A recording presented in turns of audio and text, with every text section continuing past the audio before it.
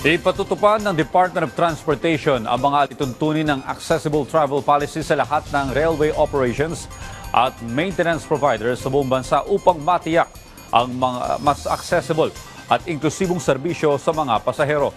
Si Bernard Ferrer sa detalye live. Rise and shine, Bernard. Audrey, ang bagong polisiya ay naayon sa direktiba ni Pangulong Ferdinand R. Marcos Jr.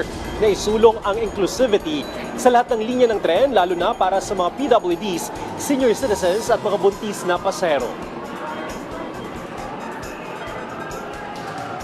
Sa isang pahayag, sinabi ni Department of Transportation Secretary Giovanni Lopez na ang pag-adopt ng Accessible Travel Policy o ATP Guidelines ay mahalagang hakbang tungo sa mas ligtas, maasahan at inklusibong sistema ng transportasyon para sa lahat ng pasahero. Batay sa Department Order No. 2025-024, inaatasan ng mga railway operators na magsagawa ng regular na pagsasanay sa kanilang mga tauhan hinggil sa disability awareness at gender sensitivity, magbigay ng tulong sa wheelchair boardings at magdalaga ng mga help points sa mga estasyon. Bukod dito, kailangan din nilang maglaan ng accessible information formats gaya ng mas malinaw ng audio at visual announcements, magkaroon ng malinaw na feedback channels para sa mga pasahero at magsagawa ng regular na accessibility audits.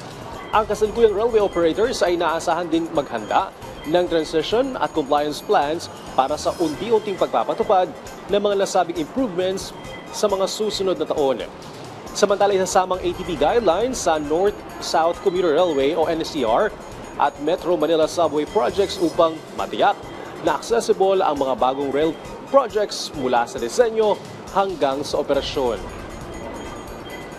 Audrey, sa kasalukuyan tuloy-tuloy ang pagdating ng mga pasahero sa MRT Ortigas northbound at southbound. Patuloy naman ang kaalalay ang mga personnel upang mapanatiling maayos ang sitwasyon lalo na sa paglabas at pagpasok sa mga turnstile. Nasa 3.5 meters o headway o interval ng pagdating ng mga tren sa bawat istasyon. Sa ngayon din ay maayos ang daloy ng mga sakyan sa north at southbound ng EDSA Ortigas. Audrey? Maraming salamat, Bernard Ferrer.